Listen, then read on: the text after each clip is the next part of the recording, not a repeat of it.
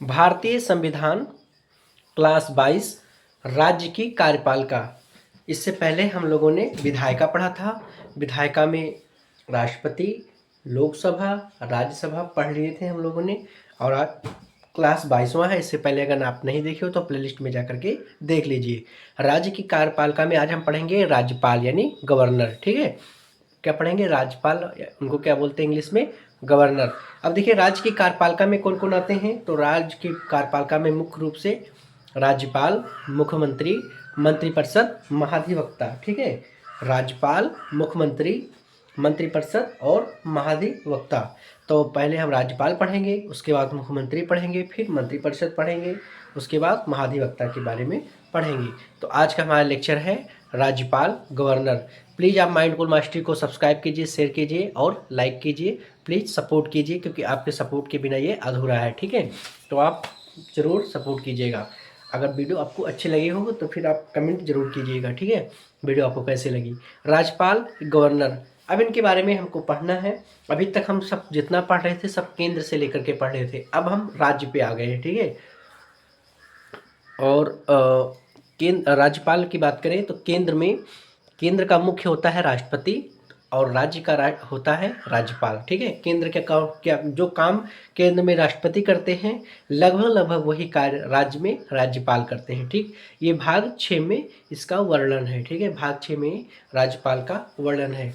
राज्य के संवैधानिक मुख्य, अगर संवैधानिक रूप से माना जाएगा तो हो गए राज्यपाल, और राज्य के वास्तविक मुख्य क्यों होंगे? मुख्यमंत्री। ये ऐसे है जैसे कहा जाता था कि केंद्र का वो संवैधानिक या नाम मात्र के लिए राष्ट्रपति और वास्तविक में जो है होंगे तो प्रधानमंत्री। ऐसे ही राज्य के वो केंद्र स्तर पे, जैसे केंद्र के संवैधानिक अगर मुख्य पूछा जाए केंद्र की तो हो जाएंगे राष्ट्रपति, और केंद्र के वास्तविक पूछा जाएगा मुख्य तो प्रधानमंत्री। ऐसे ही राज्य में पूछा जाए तो राज्य के संवैधानिक मुख्य राज्यपाल और राज्य के वास्तविक मुख्य कौन होंगे?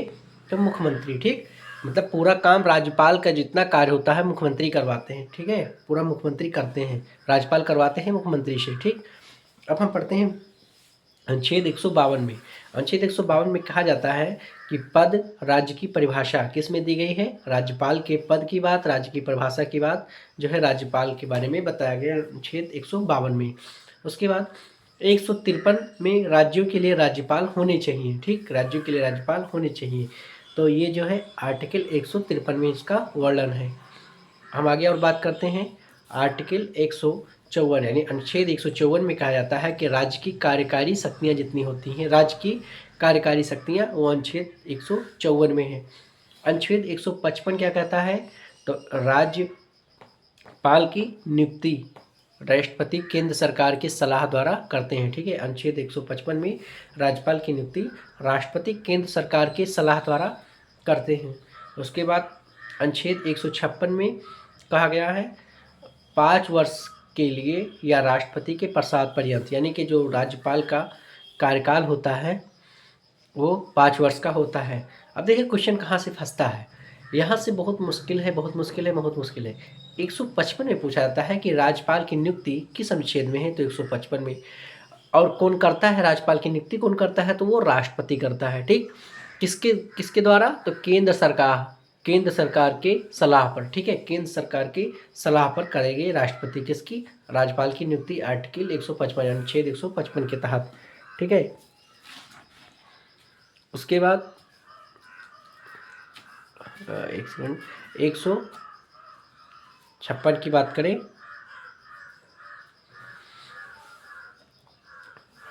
अनुच्छेद 156 की बात करें तो 5 वर्ष के लिए या राष्ट्रपति के प्रसाद पर्यंत। अनुच्छेद 156 में इनका कार्यकाल कितना होता है? मतलब इनका कार्यकाल होगा 5 वर्ष के लिए या राष्ट्रपति के प्रसाद पर्यंत। अब राष्ट्रपति चाहे तो 5 वर्ष तो कर दिया और चाहे तो और बढ़ा सकता है। और दूसरी बात जो है राष्ट्रपति के प्रसाद पर्यंत का मतलब ये है कि अगर ये किसी भी चीज़ में भ्रष्ट पाए गए तो फिर राष्ट्रपति जो है 5 साल से पहले इनको हटा देंगे, क्योंकि ये सब अस्थायी होते हैं। ठीक है, उसके बाद अनुच्छेद 157 योग्यता की बात करता है तो 35 वर्ष उम्र होनी चाहिए। संसद या विधानमंडल के सदस्य ना हो। ठीक है, संसद या विधानमंडल के सदस्य ना हो। ठीक, उसके बाद अनुच्छेद 158 कहता है राज्यपाल के कार्यकाल की शर्तें कही गई हैं। राज्यपाल के जो कार्यकाल हैं, कार्यालय हैं, उनकी शर्तें जो जो होंगी अनुच्छेद 158 के बारे में कही जा रही है। मेनली हमने टिक कर दिया, वो थोड़ा ज़्यादा देखिएगा। और ये 157 भी देख लीजिएगा कि विधानमंडल के सदस्य ना हो। फिर राज्यपाल के कार्यालय की शर्तें जो जो होंगी अनुच्छेद 158 में वर्णित है। ठीक, उसके बाद 159 में शपथ की बात की जा रही है। ठीक है, शपथ क्या होता है? राज्य के उच्च न्यायालय यानी हाई कोर्ट के मुख्य न्यायाधीश जो है शपथ दिलाते हैं। ठीक, अगर बाई द वे अगर राज्य के उच्च न्यायालय के यानी कि मुख्य न्यायाधीश नहीं है तो वरिष्ठतम जो न्यायाधीश होंगे वो होंगे। ठीक है, तो 159 में कहा गया है इनके शपथ की बात। उसके बाद अनुच्छेद 160 में कहा गया है आकस्मिकताओं में राज्यपाल के कार्यों का निर्वहन, मतलब जब अचानक कोई कार्य पड़ जाता है तो राज्यपाल के कार्यों का निर्वहन, ये 160 में इनका वर्णन है। ठीक, अनुच्छेद 161 में क्षमादान की शक्ति है। ठीक है, क्षमादान की शक्ति है। तो इसमें क्या होता है कि मृत्यु दंड को छोड़ करके ये बाकी सब क्षमा कर सकते हैं, यानी किसी को फांसी हो गई है तो केवल राष्ट्रपति ही उनको माफ़ कर सकते हैं, अन्य कोई नहीं। ऐसे ही अगर राज्य में कोई करता है तो उनको जो है मृत्यु दंड हो गई है तो उन्हें राष्ट्रपति के पास जाना होगा, ना कि राज्यपाल के पास, क्योंकि राज्यपाल मृत्यु दंड को क्षमा नहीं दे सकते। बाकी अगर आपकी 5 साल की जेल है तो उसको कम कर सकते हैं, माफ़ करवा सकते हैं। ठीक है, पर अगर वो फांसी हो गई है तो उसको जो है केवल राष्ट्रपति करवा सकते हैं, राज्यपाल नहीं। तो अनुच्छेद 161 में क्षमादान की शक्ति है। एक बार क्वेश्चन पूछा गया था कि किसी को फांसी की सज़ा हो गई है तो उसकी माफ़ी कौन करेंगे, तो उसमें था राष्ट्रपति, राज्यपाल, दोनों इनमें से कोई नहीं, तो उसमें केवल राष्ट्रपति होंगे। ठीक है, तो ऐसे ही क्वेश्चन फंसा देता है। उसके बाद अनुच्छेद 213 में है अध्यादेश जारी करते हैं। ठीक, जब इनको लगता है कि कोई आपातकालीन आ गई है तो ये अध्यादेश जारी करते हैं। ऐसे ही 160 में आकस्मिकताओं में जैसे अचानक में कोई चीज़ हो तो राज्यपाल के कार्यों का निर्वहन के बारे में अनुच्छेद 160 में बताया गया है। और ऐसे ही 213 में अनुच्छेद 213 में अध्यादेश जारी करने की शक्ति जो है राज्यपाल को मिलती है। फिर अनुच्छेद 333 में है राज्यपाल एक व्यक्ति को विधान सभा का सदस्य मनोनीत करता है। ठीक है, राज्यपाल एक व्यक्ति को विधानसभा का सदस्य मनोनीत करता है। देखिए, राष्ट्रपति को ज़्यादा वो क्या करते थे, वो राज्यसभा में 12 लोगों को और लोकसभा में जो है 2 लोगों को मनोनीत करते थे। ठीक है, राष्ट्रपति जो है राज्यसभा में 12 लोगों को मनोनीत करते थे और लोकसभा में 2 लोगों को मनोनीत करते थे। और वही चीज़ जो है राष्ट्रपति की जगह पे राज्य में राज्यपाल जो होंगे वो क्या करेंगे, एक व्यक्ति को विधानसभा का सदस्य मनोनीत कर सकते हैं। ठीक है, मनोनीत करते हैं केवल एक व्यक्ति को। ठीक है, विधानसभा का सदस्य मनोनीत करते हैं। तो ये इनकी शक्ति में बताई गई है। ठीक, अब हम आगे बात करते हैं राज्यपाल की शक्तियाँ। ठीक है, राज्यपाल की शक्तियाँ, राज्यपाल की शक्तियों के बारे में बात करें तो कार्यकारी शक्ति या कार्यपालिका शक्ति इनके हाथ में होती है। कार्यकारी शक्ति या कार्यपालिका शक्ति, कार्यपालिका मतलब जो कार्यपालिका में आते हैं हमें इससे जो कार्य करवाते हैं, राज्यपाल वास्तव में करवाते हैं दूसरे के माध्यम से, केवल ये नाम मात्र के होते हैं, वास्तविक इनमें जो है मुख्यमंत्री होंगे। ठीक है, राज्यों में तो क्या होता है, मुख्यमंत्री। ठीक है, मुख्यमंत्री अपना जो कार्य है वो मतलब जो अपने कार्य की शक्ति है किससे करवाते हैं, मुख्यमंत्री से। मंत्रिपरिषद, महाधिवक्ता, राज्य लोक सेवा आयोग यानी PCS।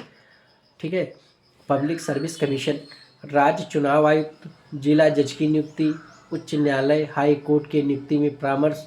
ठीक है, तो इन सब में जो है ये कार्य जो है करवाते हैं, इनको शक्तियाँ इनको प्रदान की गई है। मुख्यमंत्री के बारे में, मंत्रिपरिषद के बारे में, महाधिवक्ता के बारे में, राज्य लोक सेवा आयोग, पब्लिक सर्विस कमीशन PCS, राज्य चुनाव आयुक्त के बारे में, जिला जज की नियुक्ति।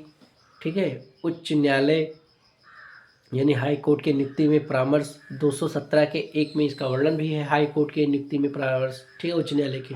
तो इन चीज़ों में ये कार्यकारी शक्ति अपनी दिखाते हैं। अनुच्छेद 356 में वास्तविक कार्य राज्यपाल करता है। ठीक है, अनुच्छेद 356 जब लग जाता है, आप लोगों ने पढ़ा होगा राष्ट्रपति शासन 352, 354, 352, 356, 360। तो जब 356 लगता है तो वास्तविक कार्य राज्यपाल करने लगता है। ठीक है, मुख्यमंत्री से वो चीज़ें हट जाती हैं। विधायी शक्तियों के बारे में बात करें, जो कानून बनाने की, तो राज्यपाल विधानमंडल का अभिन्न अंग है। ठीक है, राज्यपाल विधानमंडल का अभिन्न अंग है। ठीक, ये अनुच्छेद 164 में इसका वर्णन है, मतलब उसी का ही अंग है। राज्यपाल जो है विधानमंडल का अंग होता है, तो उसको अभिन्न अंग बोला गया है, मतलब वो भिन्न नहीं है। ठीक, विधान परिषद के कुल संख्या के 1/6 भाग की नियुक्ति करता है। जैसे मान लो राज्य में जितने विधान परिषद हैं उसकी कुल संख्या के 1/6 भाग की नियुक्ति करता है। ठीक है, विधायी शक्तियों के बारे में। उसके बाद वित्तीय शक्ति क्या क्या है, तो राज्यपाल के अनुमति के बाद धन विधेयक, आकस्मिक निधि, बजट पेश होना चाहिए। ठीक है, होगा यानी कि राज्यपाल के अनुमति के बाद में इनसे जो है जब कोई विधेयक आती है या कोई धन विधेयक हो या आकस्मिक निधि हो या कोई बजट हो, तो जो है राज्यपाल से पूछा जाता है कि वित्तीय शक्ति का ये प्रयोग करते हैं। ठीक है, तो वित्तीय शक्ति राज्यपाल के अनुमति के बाद ही धन विधेयक, आकस्मिक निधि या बजट पेश होगा। वित्तीय शक्ति इनको प्रदान है। कोई भी चीज़ पहले राज्यपाल से अनुमति ले ली जाएगी, तो उसके बाद उसको पेश किया जाएगा। उसके बाद न्यायिक शक्ति, आर्टिकल 161 में इनको न्यायिक शक्ति दी गई है। स्वविवेक की शक्ति, स्वविवेक की शक्ति इनको जो है मिला है। राज्यपाल की शक्तियों में स्वविवेक की शक्ति होती है। वीटो की शक्ति होती है। वीटो की शक्ति के बारे में हम बताएं तो वीटो का मतलब ये होता है कि कोई विधेयक अगर आता है इनके पास तो ये अपने पास रख लेते हैं। अगर रख लेंगे तो या इनके 3 ही कार्य करते हैं, या तो पहले उसको पास कर देंगे, अगर उनके समझ में नहीं आ गया तो उसको लौटा देंगे फिर से संशोधन के लिए। अगर वो नहीं करते, दोनों काम नहीं करते, अगर मान लीजिए पास नहीं किए या फिर लौटाए भी नहीं, तो ये अपने पास रख लेते हैं और बिल वहीं का वहीं रखा रह जाता है, पारित नहीं होता है। तो ये वीटो की शक्ति जो है प्रयोग करते हैं राज्यपाल। ठीक है, उसके बाद राज्यपाल की योग्यता, यानी राज्यपाल बनने के लिए क्या क्या चाहिए, तो वो भारत का नागरिक होना चाहिए। पहली शर्त होनी चाहिए कि वो भारत का नागरिक हो। ठीक है, दूसरा है कि 35 वर्ष की आयु इनकी होनी चाहिए, यानी कि 35 साल की उम्र इनकी होनी चाहिए। ये किसी लाभ के पद पर नहीं हो, यानी किसी भी लाभ के पद पर आसीन न हो, यानी कि कोई गवर्नमेंट जॉब नहीं हो। वो राज्य विधानसभा का सदस्य चुने जाने योग्य हो। ठीक है, विधानसभा का सदस्य चुने जाने योग्य है, इतनी योग्यता उनके पास होनी चाहिए। ठीक, उसके बाद अंतिम चीज़ हम पढ़ेंगे कि राज्यपाल पद ग्रहण करने से पूर्व उच्च न्यायालय के मुख्य न्यायाधीश अथवा वरिष्ठतम न्यायाधीश के सामने अपने पद की शपथ लेता है। ठीक है, क्या होगा कि या तो उच्च न्यायालय के मुख्य न्यायाधीश शपथ दिलवाएंगे या फिर वरिष्ठतम न्यायाधीश जो इनको शपथ दिलवाएंगे। तो प्लीज़ आज को आपको अच्छा लगा हो तो प्लीज़ माइंड कूल मास्टरी को सब्सक्राइब कीजिए, शेयर कीजिए, लाइक कीजिए और कमेंट कीजिए। ये जितनी भी वीडियो हैं आपको पवन सर के द्वारा प्रोवाइड की जा रही है, ऐसे ही हम पढ़ेंगे। इसके बाद वीडियो ना भूलना, मुख्यमंत्री का जो है लेक्चर इसके बाद में हम पढ़ाएंगे। मुख्यमंत्री, चीफ मिनिस्टर, आप देखिए अभी तक केंद्र के बारे में पढ़ रहे थे, अब हम लोग राज्य के बारे में पढ़े। तो राज्य का जो मुख्य होता है वो राज्यपाल होता है, केंद्र का जो मुख्य होता है वो राष्ट्रपति होता है। राष्ट्रपति जो है अपना कार्य प्रधानमंत्री से करवाता है, तो हम लोग राष्ट्रपति, उपराष्ट्रपति, उसके बाद प्रधानमंत्री, फिर मंत्रिपरिषद और भारत के महान्यायवादी के बारे में पढ़े थे। अब राज्य में आ गए हैं, तो राज्य में सबसे पहले हम लोग राज्यपाल पढ़ेंगे। राज्यपाल के बाद उनके कार्यों को करेगा कौन, मुख्यमंत्री, तो मुख्यमंत्री पढ़ेंगे। फिर विधान परिषद, ठीक है, विधानसभा, इन सब के बारे में अच्छे से हम लोग पढ़ेंगे। थैंक यू और आप सभी को, और आप लोग प्लीज़ सपोर्ट कीजिएगा, शेयर कीजिएगा।